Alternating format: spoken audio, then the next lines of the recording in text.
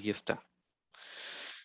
Muy bien, vamos a empezar. El gran cisma de Occidente, y vamos a empezar con esta frase que dice: debido al peligro y las amenazas del pueblo, fue entronizado y coronado y se llamó Papa y Apostólico, pero según los santos padres y la ley eclesiástica, debería ser llamado apóstata, anatema, anticristo y burlador y destructor de la fe. ¿Ok?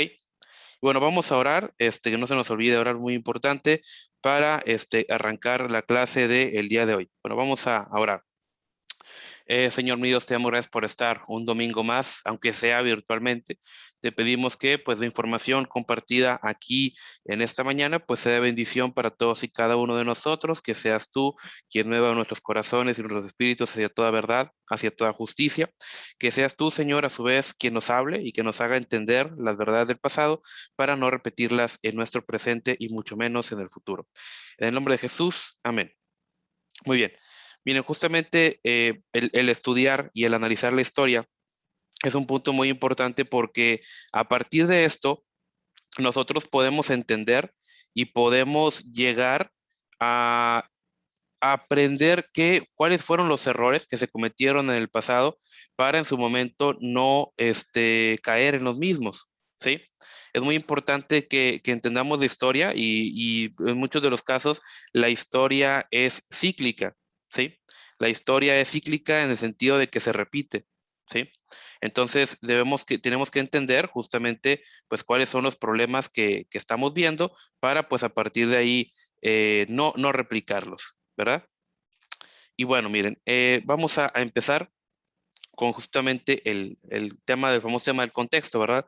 Y aquí vemos cómo pues surgen, vaya, diversas cuestiones. Primeramente, el sueño de Catalina de Siena. ¿Qué quería Catalina de Siena? Que el papado regresara a Roma, tener un papado unificado, tener un papado fuerte en Roma, ¿verdad? Y pues, entre comillas, se cumple su sueño cuando pues Gregorio XI llega a Roma, pero realmente las situaciones políticas eran un caos. O sea, realmente era tan difícil que incluso Gregorio llegó a considerar la posibilidad de regresarse a Aviñón, allí cercanamente a Francia. Y realmente hay quien dice que no lo hizo simplemente porque pues, se murió. Entonces, el sueño de Catalina de ver un papado en Roma y un papado fuerte, pues se volvió una pesadilla, incluso peor después que la del papado de Aviñón. Y cuando queda vacante la sede pontificia, el pueblo de Roma pues tiene miedo de que el papa pues se vaya a regresar pues allá vaya a Francia, a Aviñón, y que fuera un juguete de los franceses. Y pues justamente tenían ese miedo y el miedo no era infundado porque muchos de los franceses pues eran cardenales, eran más que los italianos y muchos de ellos habían preferido o habían dado muestras de preferir Aviñón sobre Roma. Entonces, muchos decían que los cardenales iban a huir y que una vez que huyeran, se iban a reunir en otro lugar y posiblemente bajo el rey de Francia iban a elegir a otro papa dispuesto a estar en Aviñón y que estuviera en manos francesas, ¿sí? Por eso el pueblo se amotina y casi casi que secuestra a los cardenales. Los secuestra ahí en Roma y dice, no, no, no, no se van a ir hasta que hayan elegido un nuevo papa, ¿sí? Muchos querían un papa romano o de perdido uno italiano. Fíjense, aquí vamos a hacer una pequeña pausa para recordar cómo se dio todo esto. Recuerden que la iglesia primitiva se regía bajo ancianos. Realmente la figura del obispo era una figura importante, sí, pero realmente las decisiones se tomaban en comunidad. Eran los ancianos y después serían los obispos los que tomarían las riendas de la iglesia. De hecho, en el famoso concilio de Nicea, patrocinado por Constantino, en ese concilio no ni siquiera estaba el obispo de Roma, ¿eh? El obispo de Roma no fue a ese concilio. No había un papa ahí en ese entonces, allá por el año 300, no había un papa, ¿sí? Justamente sería a partir de que Constantino, y digo, estuvimos hablando de Constantino que fue como cuatro clases, como un mes casi casi, estuvimos platicando de Constantino. No sería hasta que él llegara que él empezó a darle dinero a la iglesia, empezó a procurarse el favor de muchos de los obispos y a los obispos más decididos a colaborar con él, les empezó a dar puestos importantes, les empezó a dar dinero y justamente todas estas ropas y toda la procesión y todo vaya, todos los elementos católicos que vemos hoy en día, porque uno se pregunta, ¿por qué la Iglesia Católica tiene el altar así? ¿Y por qué los sacerdotes se visten así? ¿Y por qué usan incienso? ¿Y por qué hacen esto? ¿Y por qué hacen aquello? Bueno, todo esto tiene un origen pagano. Y ojo, no lo digo yo, ni siquiera lo dice un autor cristiano, evangélico, protestante. Esto lo dice un cardenal católico llamado Newman, ¿sí? Newman, un cardenal católico, beatificado justamente, que ojo, este hombre, cuando investigan su vida, los que lo van a canonizar, los que lo van a declarar santo, se dan cuenta que este hombre era homosexual y que había vivido muchos años con su amante hombre, pero igual lo santificaron porque su fama era mucha, ¿eh? Entonces, fíjense, la iglesia católica tiene un santo homosexual. Y también otro punto importante es de que el cardenal Newman dice, sí, todos esos elementos son paganos, que efectivamente son paganos, pero como la iglesia ya los adoptó, ahora son santos. Mira nada más, ¿verdad? Qué interesante. Digo, hoy en día yo critico también mucho el tema de la música, ¿verdad? El tema de adaptar todo lo que el mundo te da y nada más ponerle ahí una letra medio cristiana y ya y hacer una música prefabricada en plástico, ¿verdad? Yo critico mucho eso. Ahora mucho más este tema de la Iglesia Católica, o sea, que realmente paganizaron muchas cosas, el cristianismo se paganiza, porque sí es cierto, se paganizó, y en este periodo empiezan a meterse muchas cosas. Aquí también se ve todo eso de María, todo ese tema de los santos y el purgatorio, y todo eso, ¿verdad? Porque, ojo, incluso, no sé si ustedes sabían esto, pero antes la Iglesia Católica, el sacerdote oficiaba o hacía ahí la ceremonia dándole la espalda al pueblo. O sea, le daba la espalda a la gente para ver hacia el altar. Según esto, lo hacían emulando lo que hacían los sacerdotes en el Antiguo Testamento cuando entraban a hacer un sacrificio. Ya ven que los sacerdotes entraban, le daban la espalda al pueblo y entraban al lugar santísimo a rociar sangre, ¿sí? Entonces decían, no, pues es que así como lo hacían los sacerdotes, así lo hacemos nosotros. Y dices, a ver, pero eso ya pasó, o sea, ya habíamos quedado que los sacrificios ya no permanecían vigentes, ¿sí? O sea, y realmente en la iglesia primitiva esto nunca fue así, o sea, eso de que la hostia y que lo levantamos y no, realmente no fue así, ¿sí? Entonces, todo eso se empieza a meter y el catolicismo después de Constantino es una mezcla muy extraña entre judaísmo, paganismo, animismo y el suficiente cristianismo como que parezca que hay algo de cristiano ahí, ¿eh? Y vaya, han corrido ríos de tinta justificando este tema del paganismo, pero pues la realidad es de que pues ahí sigue, o sea, no puedes negar lo innegable, ¿sí? Entonces, esto llega a su culmen cuando el Imperio Romano se cae, lo vimos, el Imperio Romano se cae, y cuando el Imperio Romano se cae, el Papa, bueno, no el Papa, el obispo de Roma toma el poder político, porque era la única autoridad que quedaba. Él toma el poder político y él empieza a manipular la situación a su antojo. Hubo algunos que hicieron cosas ligeramente buenas, como Gregorio o como León, que ellos, hoy sabes qué, pues vamos a levantar impuestos para arreglar el drenaje, para darle de comer a la gente, para aquí poner orden, poner seguridad.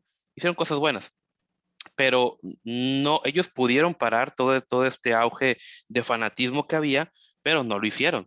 Al contrario, lo dejaron que pasara y ya cuando en su momento se quiso controlar, pues ya era demasiado, ¿sí? Y ojo, esto en parte se dio y se dio por tanto tiempo porque los cristianos que conocían o que tenían la posibilidad de estudiar estaban en los monasterios, no estaban con la gente, estaban allá encerrados a ellos en los monasterios y cuánta cosa. Y sí, justificaban muchos dogmas en ese sentido, pero vaya, ellos vivían aparte, por así decirlo, no impactaban el mundo, ¿sí? O sea, no salían de su monasterio, no salían de las catedrales y demás para, pues bueno, y tratar de instruir a la gente o para tratar de parar todo ese tipo de cosas que había. Y algo muy interesante, esto es porque en la iglesia oriental, la iglesia ortodoxa, y hablamos de ellos en muchas ocasiones, los ortodoxos, ellos desarrollan una idea diferente en el sentido de que si bien la iglesia empieza a adorar imágenes allá por el año 400, ya lo empiezan a hacer cada vez más común. De hecho, la palabra basílica viene de Basileo, que significa del rey. Entonces, vaya, hace referencia justamente a Constantino. Y de hecho, las masacres y cosas que hizo Constantino, también lo platicamos. Eusebio de Cesarea también le da ahí una maquilladita, porque pues para él era impensable que un emperador se fuera a convertir o que un emperador los fuera a ayudar. Entonces él ahí le da una maquillada a la historia de Constantino para hacerlo ver como que más bonito. Y la iglesia ortodoxa aborrecía la guerra. La iglesia ortodoxa tenía bien claro que, oye, un cristiano no puede ser soldado o no debe ser soldado. Matar gente no está bien. Matar gente no va con los principios bíblicos.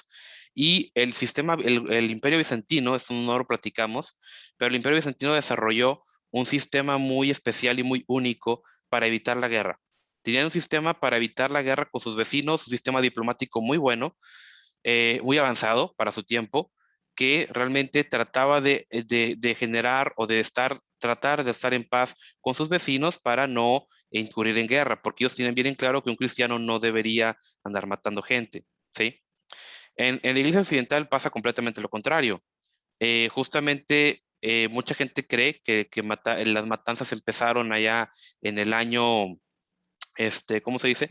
Que las matanzas empezaron allá por el año 700, 800 y todo eso, pero no. De hecho, fíjense, aquí tengo algunas anotaciones y fue justamente aquí tenía el nombre, nada más que se me fue.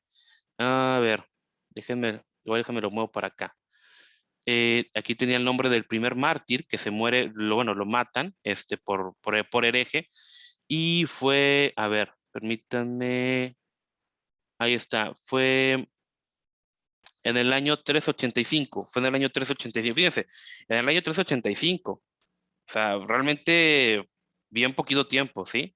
Y fue justamente un hombre que se llamó Prisciliano, un hombre que estaba horrorizado por ver la corrupción que había en los obispos y pues lo ejecutaron, ¿sí? Lo acusan de hereje. Él fue el primer mártir, por así decirlo, de la iglesia, entre comillas, libre. El primer mártir de la iglesia fue Esteban, pero el primero ya de la época, entre comillas, de la iglesia libre fue Prisciliano, un hombre que estaba horrorizado por los excesos de la iglesia y que él denunció, oye, el rumbo que está tomando la iglesia es un rumbo pagano, eso no está bien, esto se tiene que acabar, y pues bueno, lo asesina. Y repito, hubo brotes de gente que rechazaba estas ideas. Por ejemplo, vemos cómo se separan los nestorianos, vemos cómo se separan los monofisitas, vemos cómo se separan los valdenses en Europa también. Entonces siempre hubo rechazo a ese tipo de ideas que se habían metido en la iglesia. Y justamente, por ejemplo, en la Iglesia Ortodoxa vemos que no es hasta el año 800 que se empieza a regularizar el uso de las imágenes. Incluso el concepto de la Guerra Santa es un concepto completamente católico, es un concepto occidental. Mucha gente critica, no, es que los musulmanes y la yihad, y pues sí, pero pues la Iglesia Católica tiene su yihad también, eso es una yihad, las cruzadas, andar matando gente simplemente porque no creen lo que tú crees. Y así fue. Y como vimos, las consecuencias de las cruzadas fueron terribles, porque para empezar no ganaron nada. Nada más mataron gente por matar. Lo segundo, destruyeron el Imperio Bizantino, porque bien vemos que aprovechan una crisis del Imperio Bizantino, los cruzados, para ir a Bizancio, hacerse con el control de Bizancio, y el imperio se divide, se fragmenta, y esa fragmentación haría que el imperio se debilitara y que cayera posteriormente. Y luego otra cosa es de que los árabes, los musulmanes, muchos habían sido relativamente tolerantes con los cristianos, pero cuando vienen las cruzadas se dan cuenta que muchos de los cristianos que ellos habían tratado bien, se habían volteado, se habían cambiado de bando hacia los invasores católicos. Por lo tanto, ahora ven a los cristianos con malos ojos y los empiezan a maltratar, los empiezan a tratar peor, ¿sí? Entonces las cruzadas destruyeron a Bizancio, que era un muro en contra del avance del Islam, y destruyeron la imagen que tenían los cristianos en muchos países árabes. Hasta hoy en día hay muchos árabes que recuerdan las cruzadas como una invasión, como un síntoma de intolerancia religiosa. Fíjense, tanto tiempo, hay árabes que todavía recuerdan esto también. Y por eso justifican la yihad también, ¿no? Pues decían, oye, pues, ¿por qué me criticas a mí? Ustedes también tienen su yihad. Ustedes también mataron musulmanes inocentes. y judíos también, porque recordemos que cuando los cruzados iban recorriendo Europa, lo que hacían es que iban matando judíos en el camino para llegar a países árabes y matar árabes. Entonces, obviamente, esto sí no se puede defender, o sea, esto sí fue un completo abuso, que repito, Bizancio en su momento pide ayuda para proteger sus fronteras y para recuperar lo que los musulmanes les habían quitado, no en sí para emprender baños de sangre. Que repito, también los cruzados mataron a muchos ortodoxos en su toma por Constantinopla también. Bueno, y todo esto nos lleva a este punto, a la cautividad babilónica, o lo que muchos han denominado como la era de las prostitutas o el reinado de las prostitutas, que fue un periodo en el cual el papa ponía a su sobrino, ponía a su hijo, se peleaban, se mataban, se envenenaban, o sea, era un caos, ¿sí? Entonces, en esas circunstancias, pues vaya, la situación se pone muy, muy complicada. Los cardenales franceses, que pues de otro modo, en una situación bastante tradicional, hubieran podido dominar la elección, estaban divididos porque pues había nepotismo en ambos bandos, ¿verdad? Entonces había dos bandos, el de los italianos, que era donde estaba Jacobo Orsini, que quería ser papa y alentaba posiblemente al motín de la gente, y pues lo cierto es de que mientras el pueblo gritaba en la parte de abajo del edificio, los cardenales decidieron elegir a Bartolomé Prignano, que era arzobispo de Bari. Este hombre no era romano, pero sí era italiano. Y pues con eso el pueblo se calmó. El domingo de resurrección, con mucha pompa, con mucha celebración, se elige y Prignano fue coronado y tomó el título de Urbano VI. Y pues en medio de aquella iglesia corrompida, esta elección pues pareció calmar los ánimos, pareció que todo iba bien. Este hombre era de origen humilde, era austero, era tranquilo, entonces dijo, no, pues, va a funcionar las cosas. Pero pues, lo cierto es que era inevitable que chocara con los cardenales, ¿sí? Porque los cardenales ya se habían acostumbrado a un estilo de vida ostentoso, un estilo de vida rico, un estilo de vida muy elevado. Entonces, obviamente, veían esto para enriquecerse ellos y sus familiares. Y ojo, eh, Urbano no era, Urbano era sencillo, pero no era listo. Entonces, en su afán de erradicar el absentismo, digo, ya vemos que fue el absentismo, que era que el Papa se demoraba en nombrar a alguien para, pues ahora sí, cobrar de sus rentas y demás, ¿verdad? Entonces llama traidores a los que eran parte de su corte y no estaban en su diócesis, se enojó contra el lujo de los cardenales y declaró que cualquier prelado que recibiera cualquier regalo era culpable de simonía y merecía ser excomulgado. Y entonces él trató de librarse de la sombra de Francia y decide nombrar un número muy grande de cardenales italianos que pues los franceses ya pasaran a ser minoría. Fíjense, esto parece Congreso del PRI, Morena y todos ellos, ¿eh? ¿Por qué? Porque llega un punto en el que, oye, tengo muchos cardenales franceses. ¿Sabes qué? Pues voy a poner más italianos para que ahora sea mayoría. Luego llega otro que es pro Francia. No, voy a poner más franceses para que ahora sean tantos. Entonces, así se fue subiendo y subiendo hasta que llegamos al día de hoy, ¿sí? Lo cierto es de que antes de hacer el nombramiento, comete la indiscreción de decirle todo lo que va a hacer a los franceses. Y pues muchos añoraban una reforma, pero cuando se empiezan a enojar con los cardenales, mucha gente empezó a decir que Urbano estaba loco, ¿sí? Y lo que él hizo para corroborar que no estaba loco fue prácticamente actuar con más locura, ¿sí? Porque mientras, entre comillas, él se declaraba a reformar, pues lo cierto es de que muchos decían que él no estaba reformando la iglesia, solamente quería o tenía sed de poder. Poco a poco los cardenales lo fueron abandonando, primero obviamente los franceses y después los italianos. Ellos huyen a Anagni y pues allí declararon en el manifiesto que citamos al inicio que Urbano había sido elegido cuando el cónclave no tenía libertad de acción y que pues esta elección arrancada a la fuerza no era válida. Y al hacer tal declaración se olvidaban que casi todos ellos pues habían estado presentes, no solamente en la elección, sino también en la proclamación y en la coronación de Urbano, y que ninguno había protestado, ¿sí? Y también a muchos pareciera que se les olvidó que habían formado parte de la corte de Urbano, pues durante meses. Así que, oye, ¿cómo te echas para atrás? Y pues lo que hizo Urbano fue sencillamente nombrar a 26 nuevos cardenales de entre pues sus seguidores, ¿verdad? Y ahora, Lo cierto es de que si los demás cardenales los aceptaban como legítimos, pues iban a perder todo su poder. Por tanto, no les quedaba otra salida que declarar que, pues como Urbano no era válido, los recién nombrados cardenales tampoco eran válidos y tenían que elegir un nuevo papa, ¿sí? Entonces se reúnen en un cónclave y menos uno, que habían elegido Urbano y que por algún tiempo lo habían servido, eligen un nuevo pontífice. Los italianos se abstuvieron de votar, pero no protestaron. Entonces así surge un fenómeno muy interesante. En varias ocasiones había habido dos personas que declaraban ser el papa legítimo, pero ahora, fíjense, por primera vez en la historia había dos papas elegidos por el mismo colegio de cardenales. Uno de ellos era Urbano VI, que había sido odiado por su gente, y el otro, Clemente VII, que gozaba el apoyo de los cardenales que representaban la continuidad con el pasado. Entonces, toda la cristiandad occidental después tuvo que verse obligada a decidirse por uno u otro pretendiente. Y esto no era fácil porque pues Urbano VI había sido elegido legítimamente a pesar de las protestas y lo cierto es de que pues su rival, al tomar el nombre de Clemente, se mostraba dispuesto a seguir la tradición del papado en Aviñón, o sea, es decir, a ser papa desde Aviñón. Pero pues también era cierto que Urbano daba señales de estar loco, o sea, tantas veces le dijeron que estaba loco que, no sé, a lo mejor él también se lo empezó a creer, o al menos embriagado de poder. Y lo cierto es que Clemente, pues era un diplomático más hábil, moderado, y lo cierto es de que aunque la diplomacia no bastaba, pues lo cierto es de que sí empezó a tener mucho éxito, ¿sí?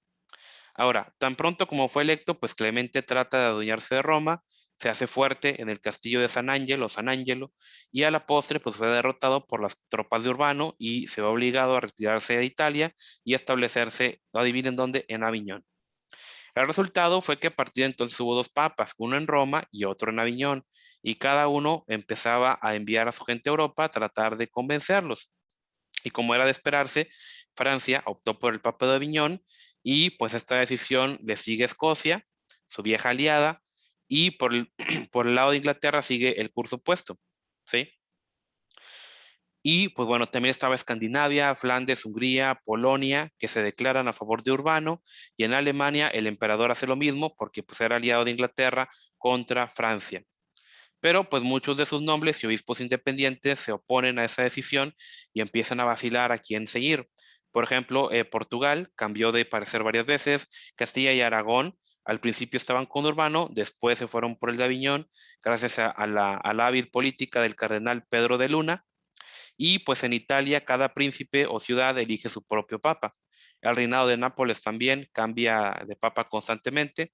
Catalina de Siena dedicó los pocos años que le quedaban para defender a Urbano, pero pues era difícil defender porque el Papa de Roma se dedica a colocar a su sobrino Butilo Pringano sobre el Principado de Capua, que había sido creado por él. O sea, él también sigue con estos temas nepotismos. Entonces se empiezan a envolver en guerras y gran parte de esas guerras que él provocó, pues le hicieron que perdiera el apoyo de Italia. Y cuando algunos de sus propios cardenales trataron de aconsejarlo que cambiara de política, Urbano los hace encarcelar, los tortura y hasta el día de hoy no se sabe cómo murieron varios de ellos. ¿Sí? O sea, fíjense a cómo llegó esto. Por su lado, Clemente sigue una política mucho más cauta, hace valer su autoridad en el resto de Europa y pues al menos hizo respetar a los países que lo reconocían como papa y le dio cierto prestigio al papado de Aviñón. Pero pues debido a que el cisma no se debía solamente a la existencia de dos papas, sino también a la existencia de dos partidos, la muerte de uno de los pretendientes no sería suficiente. Y tan pronto como Urbano falleció en 1389, los cardenales nombran a otro papa conocido como Bonifacio IX, y pues el Papa supuestamente daba a entender que seguiría la política de Bonifacio VIII y que había sido gran enemigo de la corona francesa. Pero Bonifacio le vale gorro la reforma y lo que él intenta o lo que él hace es simplemente promover la simonía, o sea, es decir, la compra de los cargos. El cisma mismo estimulaba la simonía, porque cada uno de los dos rivales trataba de aplastar a su contrincante y obviamente ocupaba dinero. Y por lo tanto, aún más que en los peores tiempos de esta famosa cautividad babilónica, la iglesia se volvió un sistema de impuestos y explotación, ¿sí? O sea, antes la iglesia que había sido de los pobres, ahora oprimía a los pobres de una manera terrible. Y en medio de todas estas circunstancias, la Universidad de París se dedicaron a buscar medios para tratar de unir la cristiandad occidental. ¿Cómo resolvemos esto? Y en el año de 1384 le presentan al rey tres modos, vaya, para arreglar el cisma. El primero era que ambos pretendientes renunciaran y se eligiera entonces un nuevo papa. Esa era una. Lo segundo, negociar entre ambos partidos, sujeto a arbitraje. Y el tercero, un concilio universal. De estos tres, la universidad prefería el primero, ¿sí? Porque para poder resolver los otros dos era necesario resolver muchas cuestiones de quiénes serían los árbitros, quién convocaría el concilio. Entonces el rey sigue los consejos de la universidad y por lo tanto, como supo la muerte de Clemente VII, les ruega a los cardenales de Aviñón que no elijan otro papa, con la esperanza de poder forzar al pretendiente romano a abdicar. Pero los cardenales temían que si se quedaban sin papa, su causa perdería fuerza y por lo tanto eligieron a el famoso cardenal español Pedro de Luna, quien toma el nombre de Benito XIII, ¿sí? Después, el rey quería insistir en la recomendación de la universidad del tema de los dos partidos y demás, cada cual con su papa y demás. Y después Carlos VI, rey de Francia, insiste en el camino que se había trazado. Sus embajadores persuaden a Benito para que renuncie, mientras que otros tratan de lograr el apoyo de Inglaterra y del imperio para presionar al papa romano a hacer lo mismo.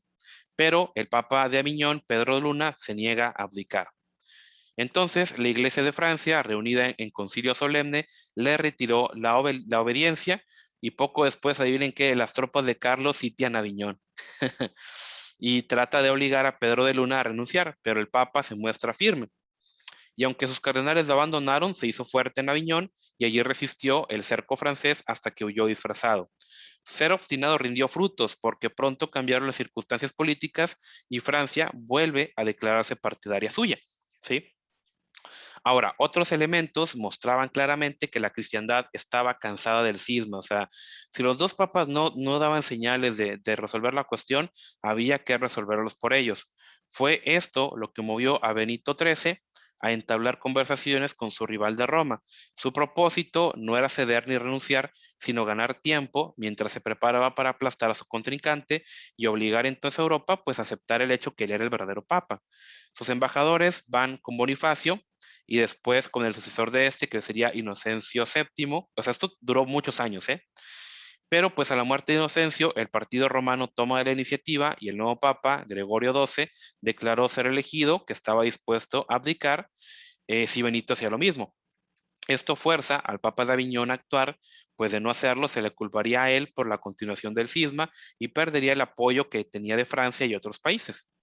Entonces los dos papas se dieron cita en Savona. El encuentro debía tener lugar en septiembre de 1407, pero pronto le surgen dificultades y Gregorio no acude a la cita. Gracias a una serie de negociaciones por parte de los cardenales de ambos partidos, los dos rivales se fueron acercando hasta que llegaron a estar a unos pocos kilómetros de distancia. O sea, es decir, bueno, vamos a reunirnos en Savona, bueno, sí, a ver, yo voy, luego yo también, luego yo también, pasito a pasito, y estuvieron como que jugando. Y en mayo de 1408, ni siquiera se habían entrevistado, y lo cierto es de que Gregorio se niega a acudir a donde Benito lo esperaba. Cuando recibe esta negativa, los cardenales de Roma pues ya se rinden, ya abandonaron al Papa e inician conversaciones por su cuenta con el partido aviñonés. Al mismo tiempo, Francia le retira su apoyo a Benito y por tanto los dos papas se quedaron desamparados, mientras que pues el resto de la cristiandad buscaba sus propios medios el modo de poder subsanar este cisma, ¿sí?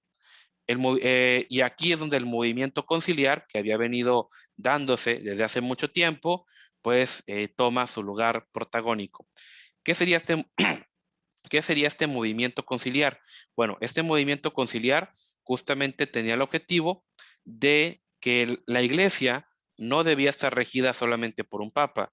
La iglesia debía estar regida por un concilio universal y debería ser este concilio universal quien tomara las decisiones importantes, ¿sí? Que no fuera solamente un papa, sino que debía ser un concilio quien realmente tomara las decisiones para evitar ese tipo de abusos. Y esto es lo que se daría o vaya, esto es lo que en su momento desarrollaría o veríamos en la siguiente clase, que sería justamente la reforma conciliar, ¿sí? Y bueno, hasta aquí vamos a dejarle el día de hoy. La reforma conciliar ya se los grabé, entonces ya está ahorita en YouTube